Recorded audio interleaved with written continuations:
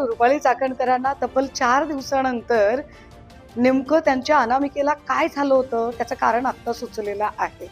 त्यांच्या WhatsApp status आणि बातम्या आणि या सगळ्या गोष्टींवरून जाणवतंय की म्हणे त्यांच्या अनामिकेला दरवाजात अडकल्यामुळे जखम झाली. साधारणतः दरवाजामध्ये माणसाचा अंगठा अडकू शकतो, तर्जनी अडकू शकते किंवा करंगळी अडकते. पण जेवढं काही मला त्याच्यातलं कळतं त्याच्यानुसार. पण काय योगायोग की चाकणकरांच्या अनामिकेला दरवाजामुळे जखम झाली आणि आत्ताच राष्ट्रवादी काँग्रेसचे प्रदेशाध्यक्ष सुनील तटकरे यांनी पत्रकार परिषद घेतली आणि त्यांनी सांगितलं की त्यांच्या तर्जनीला सुद्धा दरवाजात अडकल्यामुळेच जखम झाली.